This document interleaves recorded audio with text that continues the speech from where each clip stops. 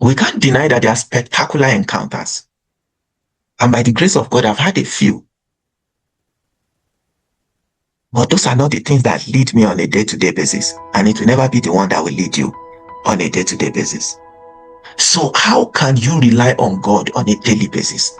What is the allocation that God put in place in order to guide you, in order to order your steps on a daily basis, to the end that you can be what we popularly called being led by the Spirit? How can you live a life of the Spirit? It's the desire of an average believer, but many people do not even know how God leads men.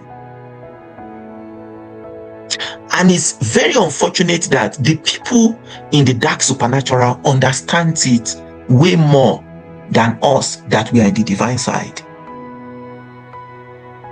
You know, a time came in the ministry of Jesus that Jesus lamented. And the object of his lamentation was the depth of the ignorance of his people. He said, how I wish that the children of light will be as clever as the children of this world. It was a lamentation that the people of the world understand how they are being led, but the people of light do not understand. And if I begin to interview every one of you, you realize at one point or the other in your life, you've experienced confusion. You've been handicapped. You've sought the face of God. Or maybe you are still there and you are wondering, how will you bring me out of this situation? How will you show up for me in this matter? And I've seen genuine men and women that have strong desire and passion for the things of God go through this. And it brings up the question of, what exactly is happening? I've done everything I know to do. I'm serving you wholeheartedly.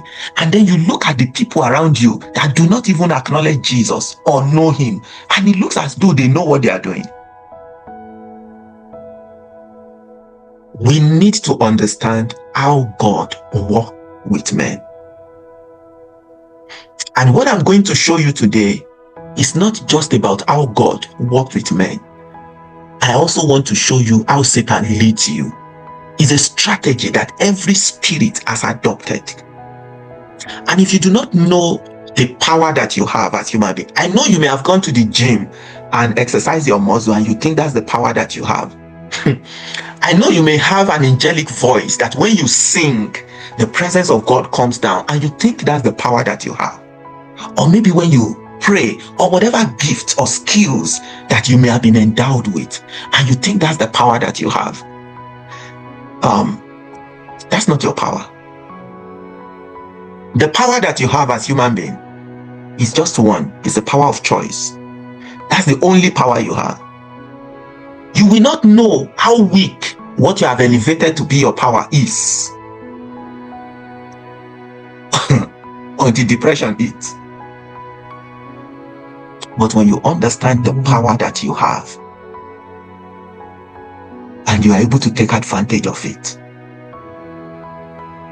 there is no situation that can be permanent except you allow it. Both God orchestrated situation or Satan orchestrated situation. God and Satan are at the mercy of the power of choice that you have. They are both at the mercy of it. How you use that power is what determines which of them you allow in your life. So when you go into the Garden of Eden, you will see what I call vision casting and marketing. The two spirit masters advertising their products to the man with the hope that the man will exercise his power of choice so that one of them will have access to manipulate the possibilities of the man. One will manipulate it for good, the other will manipulate it the other way around. But none of them marketed anything negative. I know you watch movies and you see Satan with horns and fork chasing after people. No, none of them marketed anything evil. They both brought good product, at least on the surface, hoping that the man will exercise the power of choice and choose them. And indeed, it was the choice that the man made that manipulated the possibility of the man from that moment. And I know many of you have blamed Adam. You blamed him that if not because you ate that fruit, our world would have been a better place today. I'm here to tell you that you are also in that garden. And every day you have to exercise that same choice that Adam exercised. So whatever is happening in your life now is no longer the fault of Adam. It's the fault of whatever choice you made, even as both trees have been placed before you as well. The reason why Adam is there is so that we can learn from his experience, to the end that we do not make the same mistakes that he made. That when I see two good products, how do I go beyond the surface to see the essence of that product, to the end that I can make a decision that will benefit me, not just for good, but good on a long term. You see what is happening now? That's why those stories are there.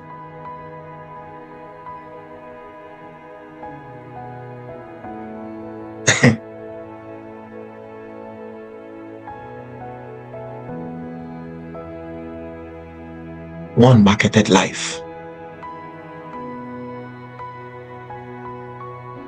The other one marketed wisdom. So the confusion is, what is life without wisdom? And what is wisdom without life?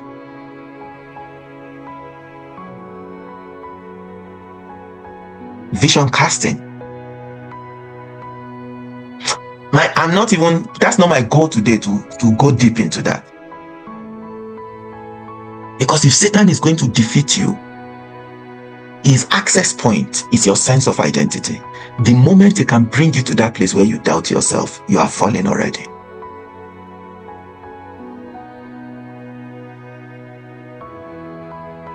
You are falling already.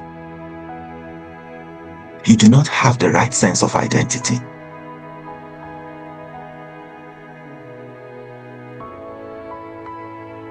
You will not live the right life. Because that's what determines your self-esteem. That's what determines your self-worth. That's what determines your self-value. That's what determines your self-love. And all of these things might sound the same, but they are not the same. One leads to another. Remember the last time you bought an expensive gown, or wristwatch, or shoe. Think about how you treated it compared to the other things that were not expensive. And someone tried to touch it. Think about your reaction. Do you know why you reacted like that? You understood those four things. The identity of what you bought. You knew it was Rolex. And by that understanding helps you to see the value of what you bought. And now you understand the worth. And that's why you love it. And you protect it. If by any means anything causes you to see it otherwise, you won't treat it the way you treat it. And that's how you've been treating yourself. You think no one will love you. Is there anyone that can love you? That's not where it starts from. The real question is, do you actually love yourself? When you stand before the mirror, who do you see? And what's your disposition about the person that you see? What are the things you notice? The inadequacies or the strength, the beauty or otherwise? It starts from there. You are opening the pathway for a split master to advertise a product that will make you feel like you can now become a better person, not knowing that at the back end of it is to take you away from destiny. So an average believer focuses so much on the life they don't want. They want to fix it by all means. And as long as that's what catches your attention, that's what grows as well. Anything that catches your attention grows. It grows. I was talking to one of my people today. I have not heard from this individual. I chatted him up. I said, "Are you alive or kicking?" He said he's not even sure. I said, the fact that you responded to this means you are alive. We need to find out the kicking part. At least it's not a ghost that is responding. So what is happening? And he was telling me he's not motivated, the emotional, this and that. He's not been able. So I said, now, everything you've been talking about, long and short of it, will boil down to money, right? He said, yes. I said, the last time I checked, feelings does not increase money. What increases money is work. So what have you been doing? So, the way I feel so down, and I can't remember the term that they used to qualify. No, maybe mental something. They found a very beautiful name to package it. So I asked a question. I said, if you are doing a government job, will this mental struggle stop you from going to office? He said, no. I said, so the mental struggle has been the way you've been able to convince yourself not to work. Because that's not the problem. It makes you feel comfortable when you package it and call it a name.